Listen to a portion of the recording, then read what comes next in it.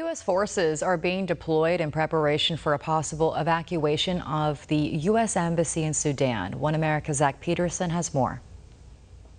Americans should have no expectation of a U.S. government coordinated evacuation at this time, and we expect that that's going to remain the case.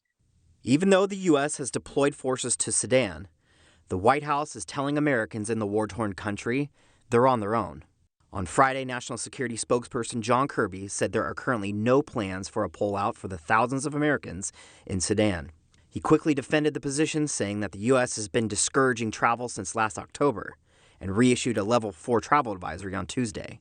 The African nation's raging armed conflict between Sudan's military and a rival paramilitary force has killed more than 413 people, including at least one American, and wounded another 3,500 since fighting broke out on April 15th. Kirby also confirmed that U.S. military moves in the region are to specifically deal with U.S. Embassy staff in the country's capital. The military continues to pre-position capabilities nearby in case they're needed, but there has not been a decision made that they will be needed. It's just a matter of making sure that we're ready for it. Still a very tense situation in Khartoum. None of these so-called ceasefires have taken root for very long. So the fighting continues. It is not a safe environment at all there in Khartoum. That all too familiar position was echoed by the State Department Friday.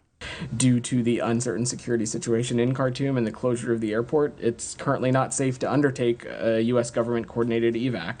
Americans should have no expectation a USG-coordinated evacuation at this time, and we expect that's going to remain the case.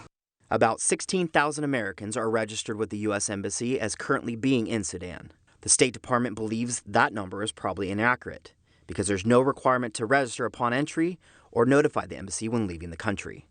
UN Secretary General Antonio Guterres had attempted to broker a temporary truce over the three-day Muslim holiday. This ceasefire is absolutely crucial at the present moment.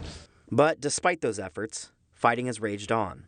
Officials stated that the U.S. Army has now begun arriving in the neighboring nation of Djibouti, where the U.S. is positioning troops and equipment to assist in any potential evacuation. Planning for the possible evacuation began earlier this week after a U.S. Embassy convoy was attacked. Embassy staff has been sheltering in place since Saturday. We have been in close touch with the team in Khartoum, and we continue to have full accountability. And they are, of course, undertaking appropriate security and safety measures. Zach Peterson, One American News.